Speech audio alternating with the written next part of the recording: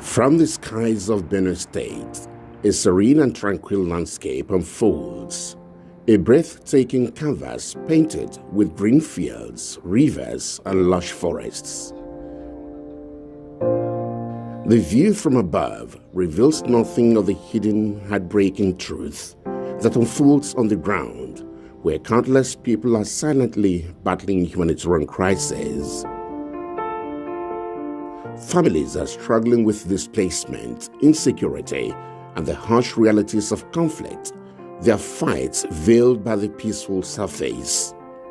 The skies may be calm and inviting, but the land below bears the scars of a hidden crisis, a stark reminder that appearances can be deceiving and that compassion and support are needed to heal the wounds that remain unseen.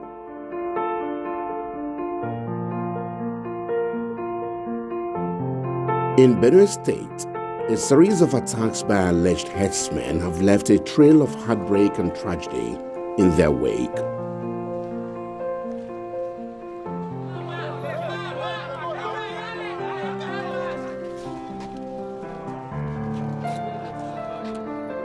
According to some residents, the conflict began in 2008 at Guma and West local government areas of the state as a minor skirmish. The headless attacks on the farmers gradually proceeded beyond these two local government areas, and by January 2018, it had covered the entire Guma and several council wards in West local government area.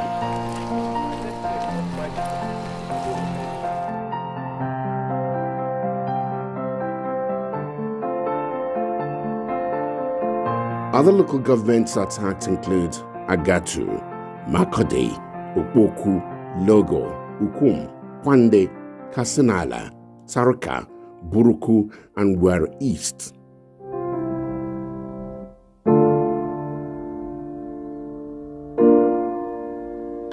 Some residents say the attacks assumed a different dimension of a full-scale war of aggression, which has witnessed the use of sophisticated weapons by the rampaging headers and leading to the death of farmers, destruction of farm produce and farmlands, and eventually their means of existence.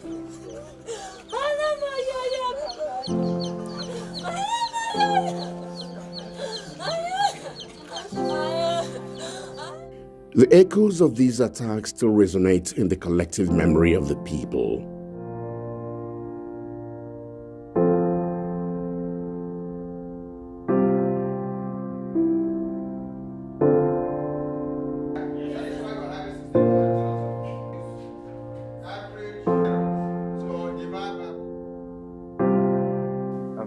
But because of the friendly herdsmen, we have parked here for about 10 years, and now we are in Jatoka.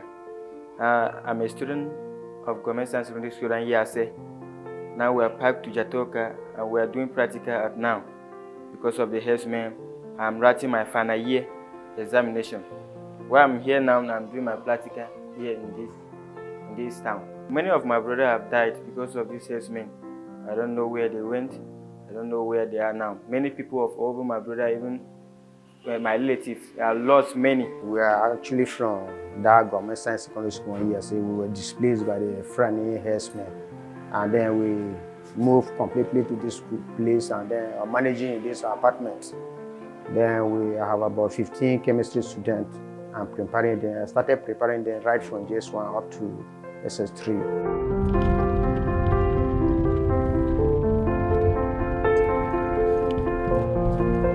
Picture moonlit nights, once symbols of tranquility, now punctuated by cries of anguish and fear. Families huddled together in terror, recounting stories of their homes, their livelihoods, and their loved ones ravaged by violence. Communities that had flourished for generations, where neighbors were like family, now scared by loss and pain. We went to our farms more and go back to the Daudu, because we can't stay here. So due to the problem of landing crisis, hunger is all over. Before, I farmed this side and I farmed the other side. But because of the crisis, we now deviate from that side because of the fear. Even my cassava abandoned it here.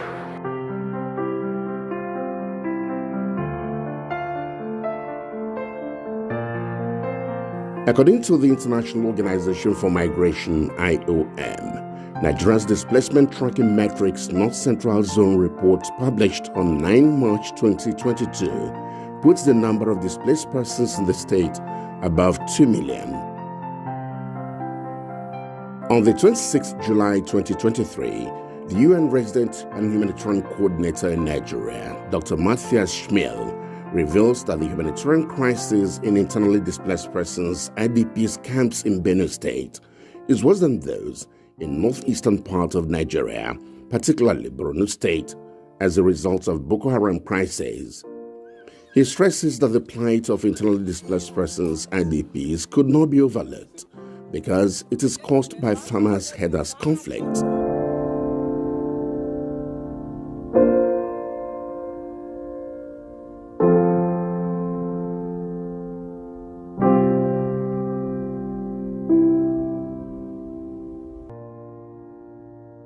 But the displacements were primarily as a result of community-based conflicts between herders and farmers, communal clashes, as well as violent criminal acts and banditry.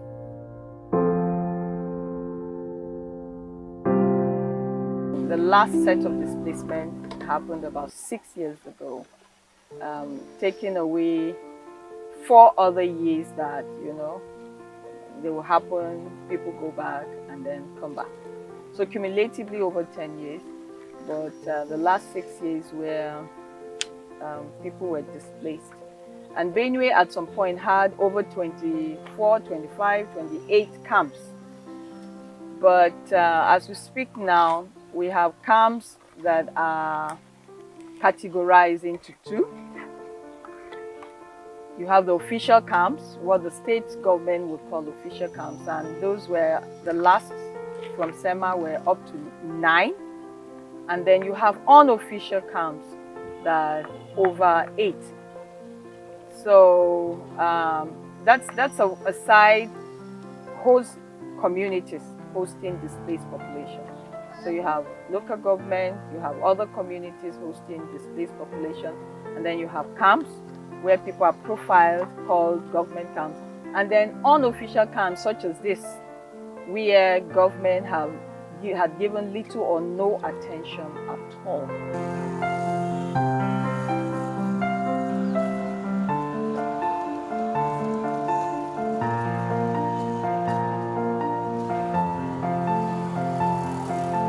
At the background, you would see that the issue of shelter at key. They had to invade this community by themselves when they had no attention by state government. So they invaded the space and created shelter for themselves. I remember that some persons would come to distribute nets to them. Why? Because they were sleeping in the open.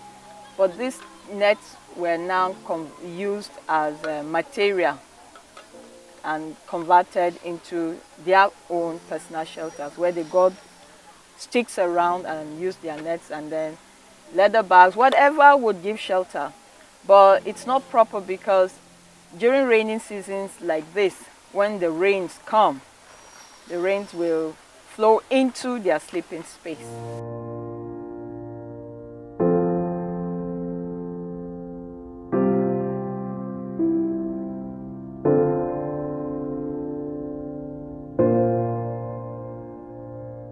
The effects of displacements on the affected rural communities in Benue State were found to include land grabbing and likely extinction of the rural communities, changes in the demographic composition of the rural communities, economic and political backwardness, illegal mining of mineral resources, among others. In the last 8, 9, 10 years, a substantial part of Benue State has been sacked by the activities of herders. About 7, 8 local governments have remained sacked in the last 8, 9, 10 years. And this has created conditions for IDPs. A number of these people that have been sacked in their respective homes are in IDP camps. People living there, women, children, and the aged, they have been mostly affected by this crisis. Some women have had children in camp. Some men have, elderly people have died in camp. Children have not gone to school for as long as 8, 9, 10 years. My local government, particularly Benue West local government, half of that local government has been sacked for well over 9, 10 years. And it has really been really pathetic. And you can find all of this across the 7, 8 local governments I said have been sacked by the activities of headers. So that is the condition of internally displaced persons. The number is massive. The internally displaced persons are in their thousands, finding ways of survival. Some of their children the children of these IDPs have become destitute. Some of them have become beggars on the streets of Benue and elsewhere. Some of them have migrated to other parts of the state and looking for ways of survival.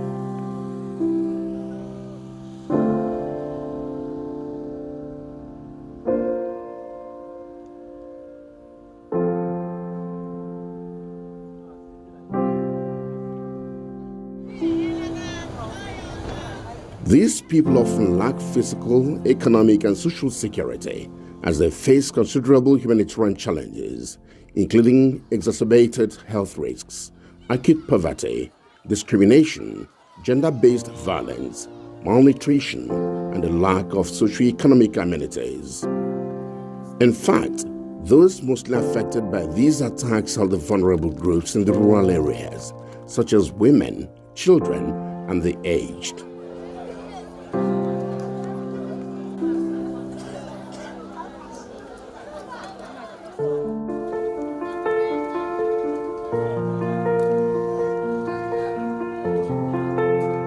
These attacks, perpetrated by alleged armed headers, have not only stolen lives, but have also stolen the sense of security that should be a fundamental right.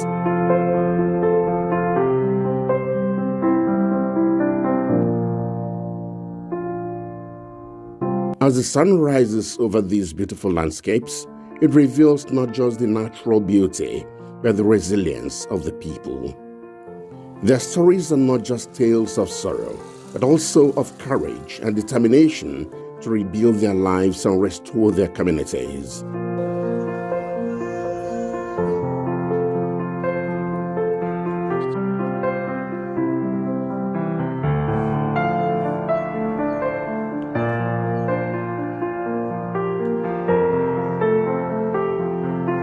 The story of these communities is one of tragedy, but it's also one of hope, resilience, and the unyielding spirit of a people who refuse to be defined solely by the violence that has touched their lives.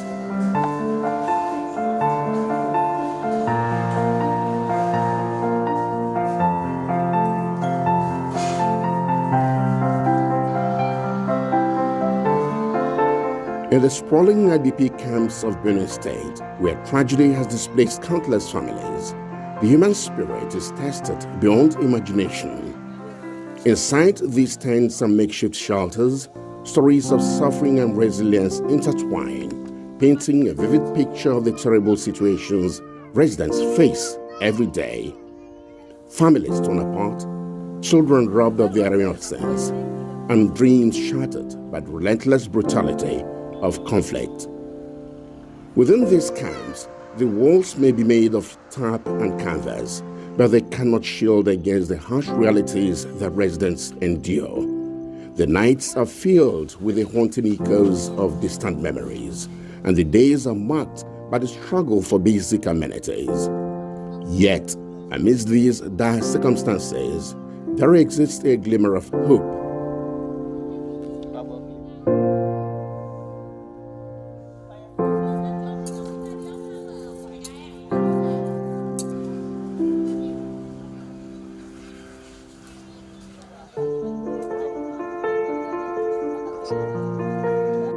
The condition of these internally displaced persons, IDPs, who have remained in several camps in the state for more than 3 years, tend to be fast deteriorating, thus turning the camps into permanent nightmare centers rather than the temporal comforting zones.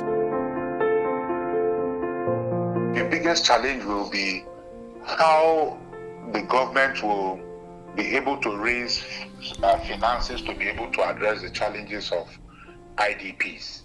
Like I said, these IDPs are in their thousands. And even catering for those ones in the official camps took its toll on government.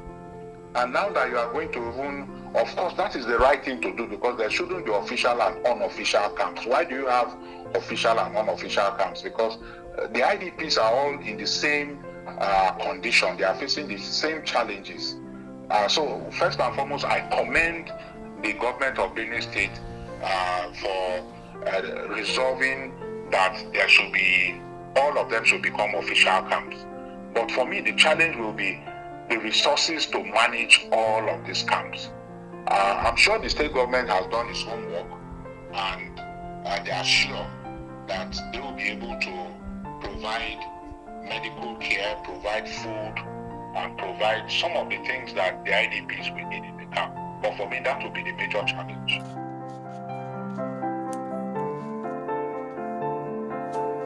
Among them is Jennifer, a mother of one. She recounts the day they left everything behind. Jennifer is a strong woman in her early 20s, residing in one of the IDP camps in Daudu area of Guma due to the ongoing conflict between farmers and herders. A very special day. So some herdsmen, Fulanis, came and attacked and killed my other brothers of mine. So we ran to the village to this place. We came, there were not even a tent here. We were sleeping at that tree that side before the government looked into the case and do a tent for us. Jennifer reflects on the life she once knew as a farmer. Her eyes, although filled with sorrow, have a spark of hope that cannot be dimmed. So we are staying here, but how to manage and get something is very hard for us. My mothers will go to the farm, go work for somebody, get money, so that we can get food and eat. Along the line, I got married to my husband, and we also stayed here. He goes out and farm and send something for me to eat. Still come and stay here with me, still go back and have the farm work there. And staying here, sometimes those things they are running inside. We could not stay here very nice, but with the crisis, we don't know what to do, so we are just staying here for now. But even characters in this place are not like the ones in my village. Very bad things are happening to this place, but we have to bear it because of the crisis. Jennifer's spirit is unbroken, even in the face of the harrowing circumstances that brought her to the camp. As a young mother, her primary concern is her child's well-being, and she takes on this role with unwavering determination. The school is there, quite okay, but the school is not for everybody. It's just for the children. It's not a secondary, so it's just for the children. And even the children, so they don't train them there very well.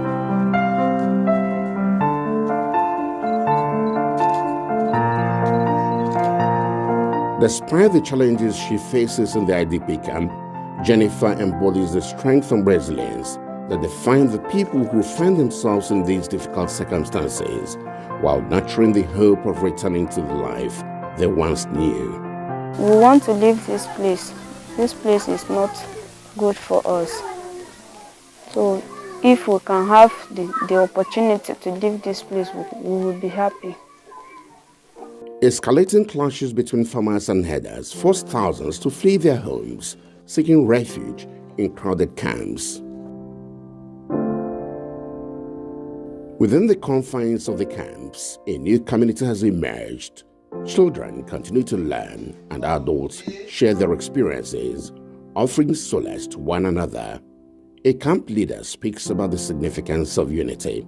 My own understanding, I say when there is crisis, government is supposed to come in and then gather the two together and try and settle the matter.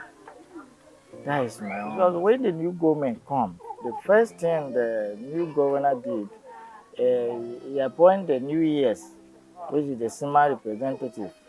Then the SEMA representative visit IGP, and he even promised us that we are going to go back to our various homes.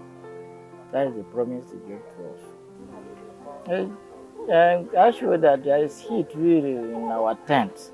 And then our tents, some are being destroyed. But we keep on complaining to government and other NGO that our tent has problem.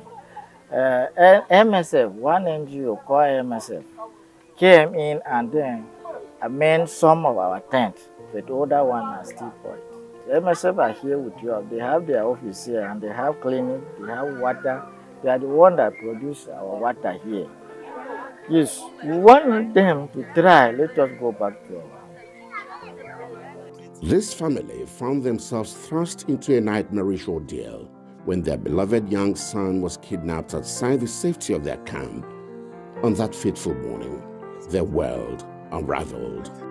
For cheap labor, where other people come, pick me to go and farm for them, make hips.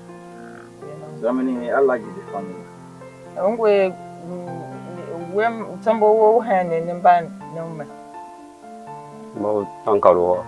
Yeah, 7. Family of 7. Before this displacement. The mother's tearful pleas echo through the camp, a haunting testament to the fragility of life in such trying circumstances. The father, once a pillar of strength, was reduced to a trembling soul, consumed by guilt for not protecting his child.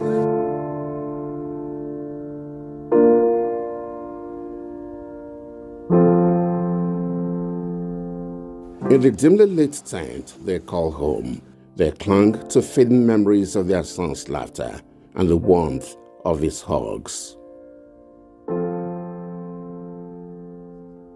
The family's collective anguish served as a stubborn reminder of the unyielding brutality that often overshadowed the bonds of love in a world plagued by uncertainty.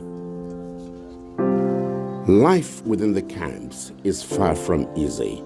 Basic amenities and necessities are often scarce, and health concerns loom. An elderly man in his new home at the camp's makeshift shares his experiences.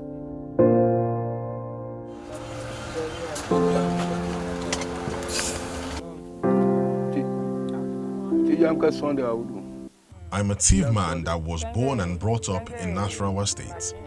The border community between Nasarawa and Benue have had lots of attacks between the indigenous Tiv people in Nasarawa State, and it's because of some of those crises that I was displaced. Not just that, the displacement killed 5 of my family members, and the eldest man does not even have a grave because when they killed him, they took his body. The former header conflict in Benue State has left countless lives in turmoil. Families left their ancestral homes, children uprooted from their schools, and elders separated from their communities. These are the faces of resilience in the face of adversity. Within these IDP camps, there's great need and also a human tide of compassion. Aid workers, volunteers, federal and state governments and other organizations are on the front lines, striving to provide food, shelter, medical care and emotional support to those in distress. People staying together like in one classroom, like more than 10 families. Even those who are staying in places like camps also having serious issues related to shelters. Besides also we receiving, as we are working with them closely, we're receiving also complaints about the food the state emergency management agencies doing their best, but the needs are huge actually, and the number is big, very big.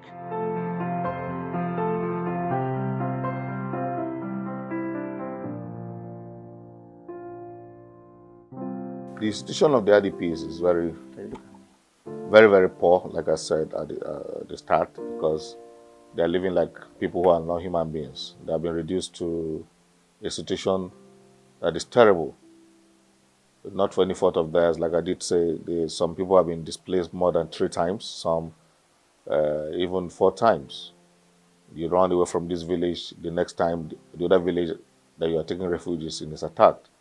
So our foundation tried to give not only food support, or not only clothing support, or not only trying to provide shelter, we also try to give them psychosocial support, because they will need that. Otherwise, some people will run mad in the camps. These camps are more than just temporary homes. They are symbols of hope. Yet, it's not a life without adversity. Overcrowded shelters, limited resources, and the emotional toll of displacement weigh heavily on those who reside here. But the spirit of resilience shines through the darkest days. Biggest challenge is that there is no many NGOs, either locally or international NGOs, who are operating there to cover the needs, the unmet humanitarian needs there. They have also challenges in terms of health, especially areas that we are not operating and we are not able to cover everything as the MSF. There is many needs and many challenges that the IDPs are really lacking. This target group of people, the IDPs, need to be given special consideration. We need to look at the child now who is born in the IDP camp and say, in 10 years, what is the human capital index of this child that was born? And then begin to plan and develop strategies based on what we foresee would happen in the life of that child. So it places a lot of responsibility on government.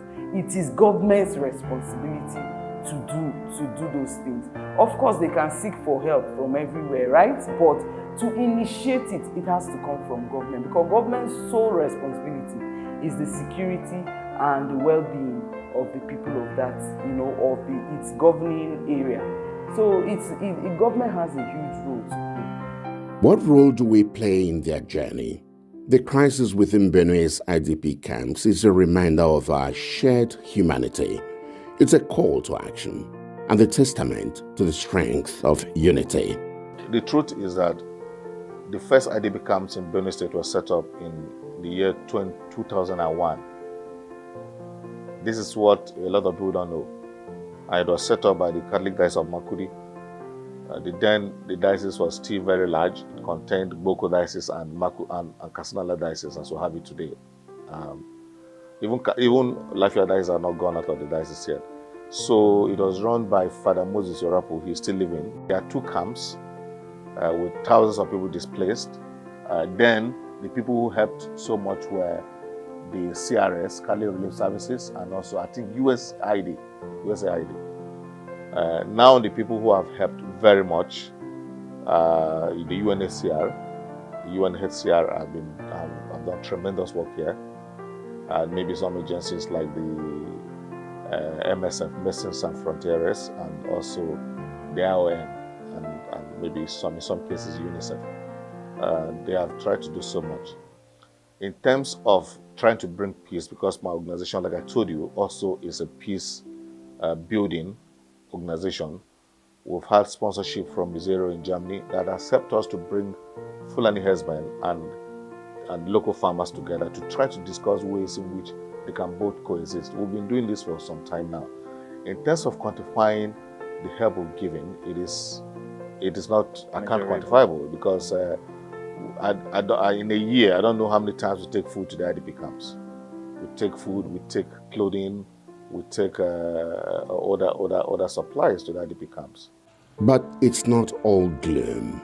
Among the stories of loss, there are stories of resilience and hope.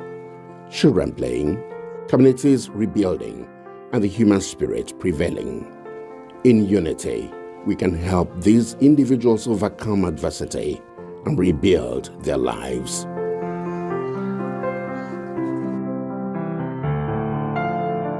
All these children are out of school. They are a sitting time bomb. Because when we carried out some therapy on these children, we found out that most of them carry a lot of resentment in their heart. So even though we are fighting with external terrorists, we are probably grooming some internal terrorists that whose state of mind, let me put it like that, is being conditioned by the environment in which they find themselves, by the circumstances that push them into where they are. And you find out that if nothing is done about it, these children are growing with that mindset that they have been abandoned by the world, abandoned by government. Some of them even feel abandoned by their parents. Imagine the mindset of that kind of child. So apart from the regular education that we might organize, take teachers to go and teach them, we need to work on the mind of the children in the IDP camps. Very important. Amidst the chaos, a call to action resonated. Civil society organizations, federal and state governments, selfless and dedicated, stepped into the breach. Within the IDP camps, NGOs, CSOs become the bedrock of support. These camps are more than just temporary homes. They are pillars of resilience. Well, imagine a camp like this hosting over 9,000 households, and somebody bringing their best being 2 bags of rice or 3 bags of rice or a truck of rice. It's like a drop in the ocean. So for love and care is an issue of individuals, government, and humanitarian response organization to respond to the needs of these people. I just remembered something I did last 2 weeks where I gathered old toys from families whose children had grown those toys, and I brought them here.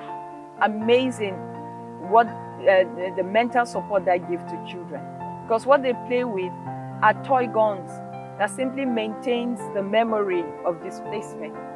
So the children have special needs, the women, the men, and anything out there that will make them feel loved is welcome. However, it's not a life without challenges. Overburdened resources, overwhelming needs, and the emotional toll of witnessing human suffering. Despite all those statements and confirmations, Benue State is still not captured. And for us, it's a matter of concern, because we do not think that when it comes to the issues of the welfare of the people of a state, it should be politicized. It should not be about whether the governor of the state is in the good books of whoever.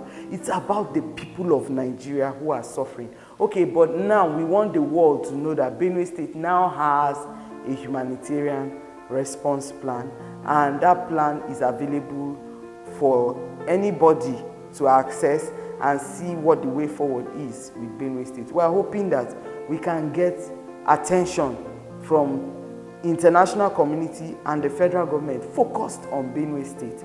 As we bear witness to their stories, let us remember that these individuals deserve dignity, security, and the chance to rebuild their lives. United for a brighter tomorrow.